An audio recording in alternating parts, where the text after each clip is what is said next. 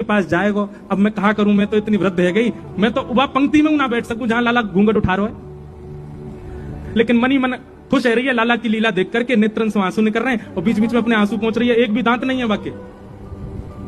लाला सब गोपी इनके घूंघट उठा उठा के देख रहा हो, और सोई ठाकुर जी की दृष्टि पड़ी, वो बूढ़ी बिना दांत वाली गोपी बैठी का है। ठाकुर जी बोले मैया तेरी बहू मिल गई, और दौड़ के गए और बिना दांत वाली वह गोपी की गोद में बैठ गए। मैया मैं तो यही तो ब्याह करूंगा। मैया बोली लाला जाके तो एक दांत ना है, जाते का ब्याह करेगा। बोले मैया बढ़िया है ना, माखन खावे में दांत ना चाहिए हो गए, मैं वो माखन खाऊंगा जो चप चप खायो करेगी। और वह गोपी से ऐसे अंक भर गए, गोपी वह वृद्धा गोपी को इतना सुख प्रदान किया, सब युवा गोपी देखती रही और ठाकुर जी को सुख दे रहे।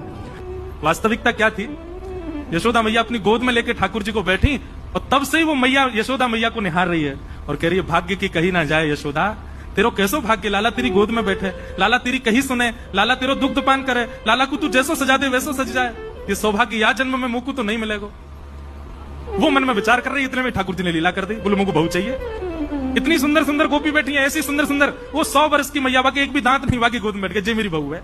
और वही के संग रहने लगे, भाई जान नहीं दे, बोले तू मेरी बहू है, अब नहीं रहे मेरे संग। अरे लाला मेरे तो दांत ना है। ठाकुर जी बोले मेरे कौन से आए, 2 ही है मेरे भी। अब ठाकुर जी जब भी निकलते हैं गोकुल में, सबसे पहले वही मैया के घर जामे, और घर जाके वो गेट खटा, ए भाऊ जल्दी बाहर पाम छू मेरे, तेरो खसम आयो पाम छू ले। और बूढ़ी मैया तो पाम छुपा के तब जामे ठाकुर जी आगे। ऐसी